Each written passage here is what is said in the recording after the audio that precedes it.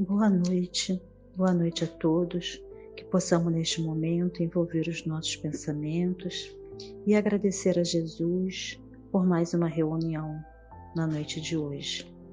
Senhor Jesus, Mestre querido, amigo de todas as horas, médico de nossas almas, aqui estamos, Senhor, unindo nossas mentes e nossos corações nesta noite, rogando a Ti, Senhor, amparo e proteção para a nossa reunião.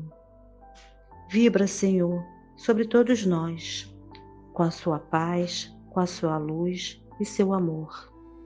Envia, Senhor, os Seus mensageiros de luz para visitar nossos lares, nossos familiares e amigos, e todos aqueles, Senhor, que precisam da cura para as suas enfermidades, sejam física, mental, espiritual ou moral.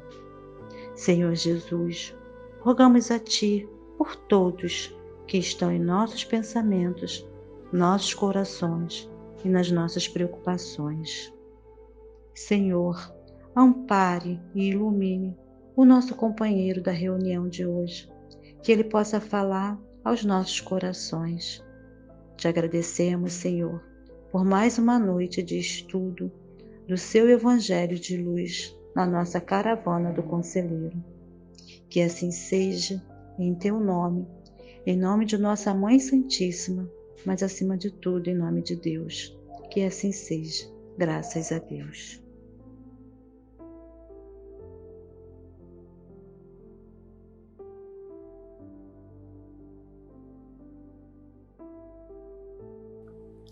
Prezados irmãos, prezadas irmãs, que a paz do Mestre Jesus seja com todos nós, seja em nossas casas espíritas, em nossos lares, em nossos corações e em nossos pensamentos.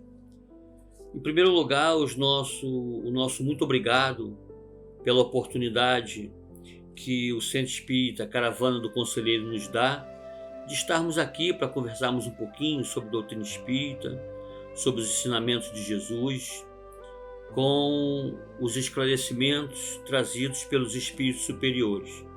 É uma alegria muito grande a gente estar aqui, e a gente fala isso não de maneira proforme, mas a gente fala isso de coração, porque sempre quando a gente é convocado, é chamado para fazer esse tipo de trabalho, e a gente pega um tema, ou nos é trazido um tema, ou mesmo nós escolhemos um tema, nós somos os primeiros a se debruçar nesse tema, e as primeiras reflexões sempre são nossas. E aí a gente tem a proposta de dividir, de compartilhar essas reflexões com aqueles que vão estar nos ouvindo. Então, que a gente possa nessa noite do Conselheiro estarmos juntos e refletir sobre esses ensinamentos. E hoje nós escolhemos para o nosso estudo e reflexão da noite um ensinamento de Jesus que se encontra no Evangelho de João, no seu capítulo 8, versículos de 3 a 11, e é uma passagem bíblica muito conhecida de todos nós, que fala sobre atire a primeira pedra aquele que estiver sem pecado, né? É a passagem bíblica, a citação bíblica que fala sobre a mulher equivocada, como nos diz Joana de Ângelo. E Kardec trouxe esse tema da citação bíblica para o capítulo 10 de O Evangelho segundo o Espiritismo, nos seus itens de 11 a 13. O item 12 é a citação bíblica, né? E o item 13 são colocações de Kardec, são reflexões que Kardec nos traz sobre essa passagem. Nós vamos fazer o seguinte, nós vamos fazer a leitura da citação bíblica, né? Esse capítulo 10, só para lembrar, esse capítulo 10, ele traz, uma bem-aventurança de Jesus: bem-aventurados que são misericordiosos, porque alcançarão misericórdia. Misericórdia é a capacidade que a gente tem de perdoar, de desculpar. Então Kardec coloca essa passagem da mulher adúltera ou da mulher equivocada exatamente nesse capítulo 10. Então nós vamos começar pela leitura do item 12, tá? Item 12 desse capítulo 10 de O Evangelho segundo o Espiritismo, que diz pra gente o seguinte: Então os escribas e os fariseus lhe trouxeram uma mulher que fora surpreendida em adultério, e pondo-a de pé no meio do povo, disseram a Jesus: Mestre, esta mulher acaba de ser surpreendida em adultério. Ora, Moisés, pela lei, ordena que se lapidem as adúlteras. Qual sobre isso a sua opinião? Diziam isto para o tentarem e terem de que o acusar. Jesus, porém, abaixando-se, entrou a escrever na terra com o dedo. Como continuassem a interrogá-lo, ele, Jesus, levantou-se e disse: Aquele dentre vós que estiver sem pecado, que atire a primeira pedra. Em seguida, abaixando-se de novo, continuou a escrever no chão. Quanto aos que o interrogavam, esses, ouvindo falar daquele modo, se retiraram, uns após outro, afastando-se primeiro os velhos. Ficou então, pois, Jesus a sós com a mulher, colocada no meio da praça. Então, levantando-se, perguntou-lhe Jesus: Mulher, onde estão os que te acusavam? Ninguém te condenou? Ela respondeu: Não, Senhor. Disse-lhe então Jesus: Também eu não te condenarei. Vai-te e de futuro não tornes a pecar. Essa é a citação bíblica em que Kardec ele discorre no item 13 desse mesmo capítulo 10, tudo sobre essa passagem. Mas vamos tentar conversar um pouquinho sobre alguns ensinamentos, algumas reflexões que essa citação bíblica nos traz. A gente, retomando de novo a leitura, a gente vê que na citação ele coloca assim: Moisés, os escribas e os fariseus, se dirigindo a Jesus, coloca assim, Moisés, pela sua lei, ordena que se lapidem as adúlteras. Quer dizer, você vê o seguinte, eles sabiam que Jesus conhecia a lei de Moisés, conhecia o Antigo Testamento, aquele testamento, aquelas orientações que os judeus seguiam, trazida por Moisés. No entanto, eles fazem questão de citá-la. Por quê? Porque eles citam qual é a orientação da época, a orientação que eles, judeus, seguiam, de uma maneira que, como na própria citação, diz, para o tentarem e terem de que o acusar. Então a ideia era exatamente reforçar para aqueles que estavam ali ouvindo, A gente imagina a cena, a gente se reporta para esse momento, para esse espaço de tempo onde esse fato se deu, para que a gente possa refletir, e a gente imagina exatamente, olha só, Moisés, a lei de Moisés orienta isso. E o que é que você pensa sobre isso? Não foi somente essa, mas foram inúmeras as vezes em que Jesus ele era confrontado com aquilo que se acreditava, para que ele pudesse cair em contradição. Ou ele recomenda que a mulher, conforme Moisés orientou, fosse lapidada, e aí ele estaria contrariando as suas orientações, a sua mensagem, a sua boa nova de amor, de solidariedade, de perdão, de carinho. Ou ele então ia contra os ensinamentos de Moisés, e ele poderia ser enquadrado e não estar cumprindo a lei que os judeus praticavam. Então era muito comum Jesus se confrontado, e todas as vezes que isso ocorria, Jesus sempre tinha uma saída espetacular, uma saída de espírito superior, de espírito puro, que Jesus já era um espírito puro quando esteve entre nós. Jesus não fez nenhum trabalho de crescimento e desenvolvimento espiritual no nosso planeta. Quando Jesus encarnou entre nós, ele já era espírito puro. Em outra citação, ele se referindo aos apóstolos, no momento em que estava próximo à sua crucificação e morte física, ele diz: volto ao Pai com a glória que já tinha antes do mundo ser mundo. Ou seja, já era espírito puro quando da criação do planeta. Ele mesmo, como esse governador planetário, participou diretamente da construção e formação do planeta. Mas então Jesus, ele tinha sim, ele era confrontado, então ele precisava, e essas saídas inesperadas causavam perplexidade àqueles que o tentavam incriminar.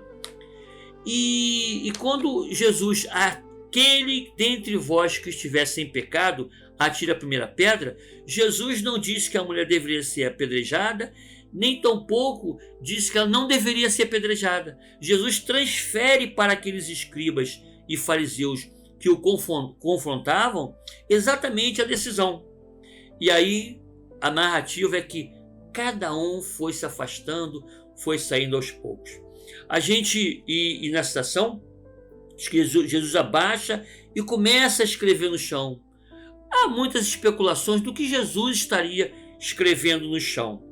Mas há alguns historiadores, alguns que trazem reflexão, que nesse momento Jesus começava a escrever no chão o nome daqueles que ali estavam, e após o nome começava a refletir, escrever aquele comportamento delituoso de cada um deles. Ou seja, pecado no sentido de erro, de equívoco, de fragilidade moral.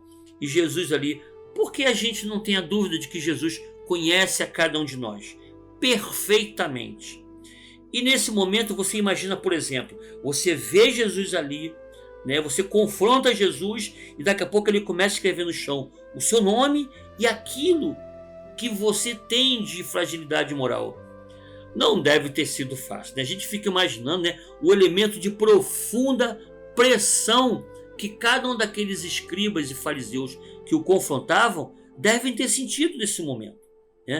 Sendo verdade ou não sendo verdade que foi esse fato que ocorreu, de Jesus escrever os nomes e os desvios éticos e morais de cada um, mas não importa. O próprio silêncio de Jesus deve realmente tocar profundamente, incomodar profundamente aqueles que ali se encontravam.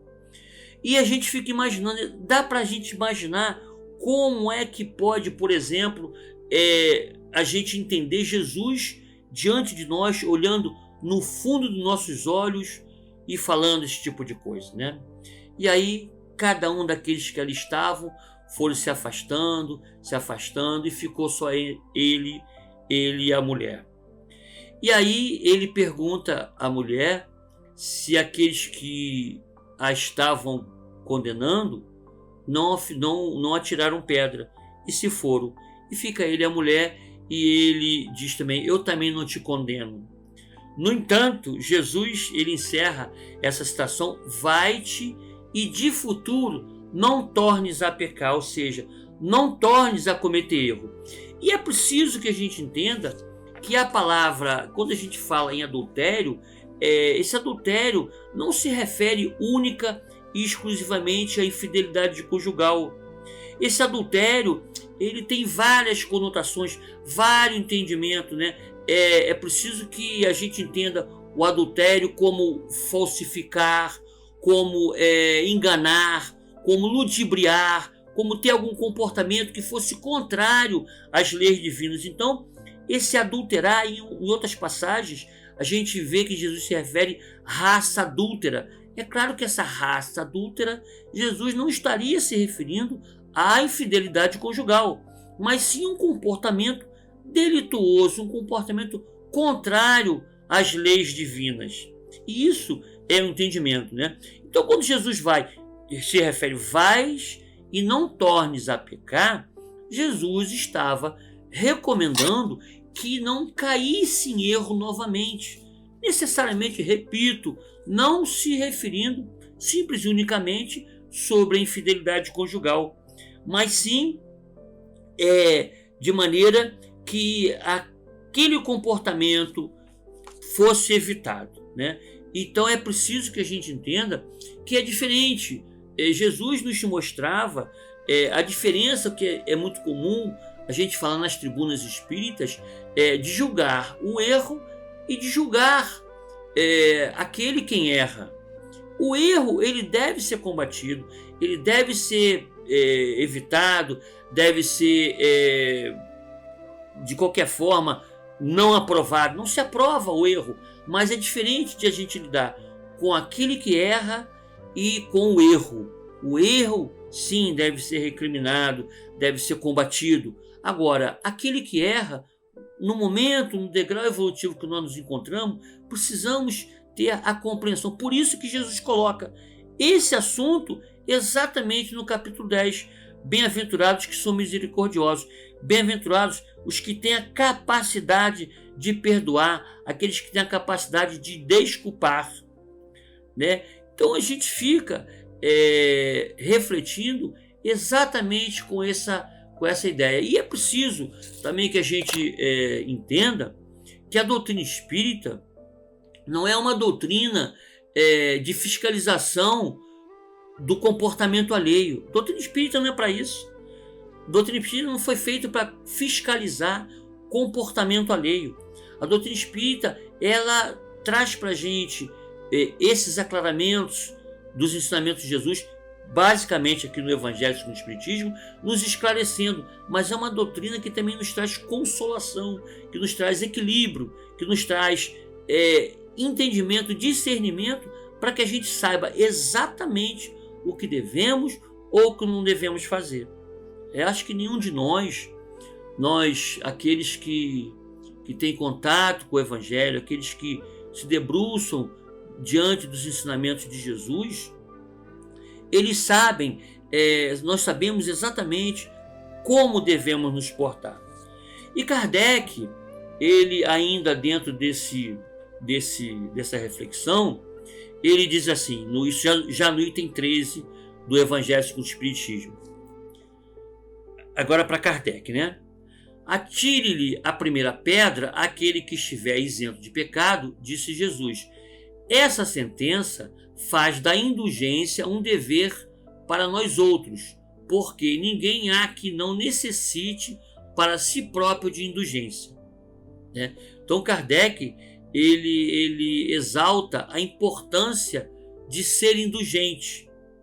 E o que é indulgência? Se a gente pegar o dicionário e formos ver o que é indulgência, nós vamos verificar que tem vários significados, vários sinônimos, né? Entre eles o próprio perdão. Mas a gente costuma trabalhar com esse termo indulgência, costumamos trabalhar como ser menos rigoroso. Ser menos rigoroso é ser indulgente. Então quando o Kardec coloca ninguém há que não necessite para si próprio de indulgência. O que é? Será que nós somos perfeitos? Será que nós não praticamos esse ou aquele erro ainda na nossa vida?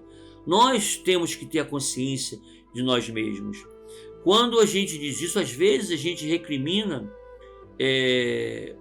uma ação delituosa, o erro, o comportamento errado de uma pessoa, e a gente diz, puxa vida, como é que pode, né, essa pessoa cometer isso ou aquilo?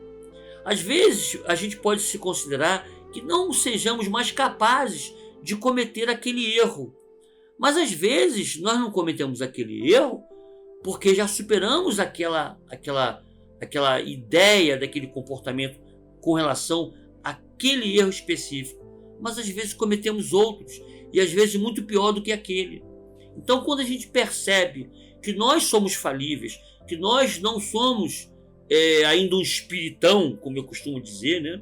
Somos espiritinhos a maioria de nós, que nos perdoe aqueles irmãos encarnados e desencarnados que estejam sintonizados conosco nesse estudo, nessas reflexões, mas que nós entendamos que ainda somos espiritinhos, ainda em processo de melhoramento, de burilamento, de melhoramento ético-moral, principalmente ético-moral. A maioria de nós, principalmente quando nós nos defrontamos com os livros espíritas, com os ensinamentos trazidos pelos espíritos superiores, nas nossas reuniões mediúnicas, como se aprende nas reuniões mediúnicas. Aqueles irmãos que ele vem, não só com aquelas mensagens bonitas de Bezerra de Menezes, Alta de Souza, e etc, etc, mas aquele irmão que vem sofrendo, aquele irmão que vem passando por dificuldades no mundo espiritual, desencarnou e continua atrelado ainda a comportamentos, a dificuldades que tinha quando estava encarnado. Essas reflexões faz com que a gente possa ter uma ideia do que é que nós devemos ou não devemos fazer. E todos nós temos isso. Kardec, ainda no item 13, ele continua: a reprovação, a censura lançada à conduta de outrem pode obedecer a dois móveis. Pode permitir a dois móveis: reprimir o mal ou desacreditar a pessoa cujos atos se criticam. Não tem excusa, quer dizer, não tem desculpa nunca este propósito, quer dizer, ou seja, de desacreditar a pessoa, porquanto no caso, então, há só maledicência e maldade. E Kardec ele continua. O primeiro, quer dizer, o reprimir o mal pode ser louvável. Ele diz que pode ser louvável, não é que é louvável, mas pode ser louvável e constitui mesmo, em certas ocasiões, um dever, porque um bem deverá daí resultar, e porque, a não ser assim, jamais na sociedade se reprimiria o mal. Ele continua: não cumpre, aliás, ao homem auxiliar o progresso do seu semelhante? Importa, pois, não se tome em sentido absoluto este princípio: não julgueis, se não quiserdes ser julgados, porquanto a letra mata e o espírito vivifica. Né? Então a gente vê, na verdade, às vezes quando a gente critica alguma ação de alguém, se às vezes, se a ideia, se a postura é de desacreditar a pessoa, isso não procede, não é um comportamento cristão. Mas de reprimir o mal, como Kardec coloca, pode sim ser, e um dever, constitui um dever. Porque nós não precisamos, é preciso que a gente entenda que é um comportamento, repetimos o que falamos há pouco, é diferente nós censurarmos o erro e censurarmos aquele que erra. Aquele que erra é ainda um ser que se encontra naquele tema sem vencer aquela dificuldade. Já o erro não, o erro ele deve ser combatido. E Kardec ele ainda prossegue: não é possível que Jesus haja proibido se censure, se reprove o mal, uma vez que ele próprio, o Cristo, nos deu o exemplo, tendo feito até em termos enérgicos, né? Não confundamos energia com agressividade. Às vezes a gente precisa ser enérgico, né, e sem ser agressivo, é diferente. E continua Kardec: o que quis significar é que a autoridade para censurar está na razão direta da autoridade moral daquele que censura. Olha só, vou repetir: a autoridade para censurar está na razão direta da autoridade moral daquele que censura. Qual de nós tem autoridade moral para fazer essa ou aquela censura? É uma reflexão. O problema é que sempre nós nos consideramos com ascendência moral em relação aos outros. Somos sempre os melhores naquele tema, né? E essa consideração é que faz a gente cometer um erro de avaliação, um erro de julgamento nessa situação. Então, nessa passagem da mulher adúltera, né, da mulher equivocada, quando Jesus se refere àquele que dentre vós estiver sem pecado, que atire a primeira pedra, nós identificamos a nossa capacidade, sim, de observar aquilo que está errado à nossa volta, que tenhamos o comportamento, como sugere Kardec, como orienta Kardec, de reprimir o mal sempre. O mal deve ser combatido, deve ser reprimido. O que é diferente de nós desacreditarmos a pessoa que comete aquele erro. E é importante, sim, meu irmão, minha irmã, que a gente tenha esses ensinamentos do Cristo nas nossas reflexões do nosso dia a dia. Quem somos nós para nos considerarmos com ascendência moral para criticarmos fulano ou beltrano? Temos sim a obrigatoriedade de censurarmos e de recriminarmos o erro. Agora, aquele erro que a gente observa, que é cometido à nossa volta por uma ou outra pessoa, por quem quer que seja, que a gente identifique naquilo ali o equívoco, o erro, e que a gente evite de nossa parte que nós venhamos a praticar situação semelhante. Essas são as nossas reflexões sobre o tema Atire a primeira pedra aquele que estiver sem pecado. Nós reiteramos os nossos agradecimentos pela oportunidade que essa casa maravilhosa, que a Casa Espírita Caravana do Conselheiro nos deu, de estarmos aqui conversando um pouquinho sobre doutrina espírita, sobre os ensinamentos de Jesus, sobre essas reflexões que os espíritos superiores vêm não modificar os ensinamentos do Cristo, mas sim acrescentar, né, fazer com que fique mais fácil a compreensão desses ensinamentos que o Mestre Jesus nos trouxe. Muita paz, que a casa espírita, Caravana do Conselheiro, tenha muita luz e que continue a levar aos quatro cantos desse mundo, do nosso planeta, do mundo inteiro, as verdades trazidas pelo Cristo Jesus, aclaradas pelos ensinamentos dos Espíritos Superiores. Um abraço de todos os trabalhadores do Grupo Espírita Principiantes de Boa Vontade. Fiquem com Deus, que a paz do Cristo seja com todos nós. Querido e amado Mestre Jesus, nosso irmão maior, nosso amigo inseparável de todas as horas. Nesse momento, Senhor, te agradecemos mais uma noite do Conselheiro, onde foi possível, Jesus, através dos teus ensinamentos, através das orientações trazidas pela espiritualidade superior, termos uma noite de reflexões, uma noite onde podemos estudar, Senhor, a importância de sermos misericordiosos. Que possamos, querido Jesus, apesar de nossas imperfeições, termos comportamentos cristãos diante das adversidades da vida.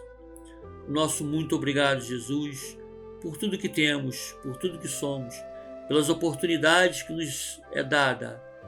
E também, Jesus, que possamos nesse momento rogar por todos aqueles que estejam passando por alguma dificuldade, enfrentando algum obstáculo, seja enfermidades físicas, enfermidades espirituais, enfermidades emocionais, que esses irmãos recebam nesse momento as reflexões que são conduzidas pelos trabalhadores dessa casa espírita, desse ponto de luz. Que a tua paz, Mestre Jesus, seja com todos nós. Que assim seja, graças a Deus.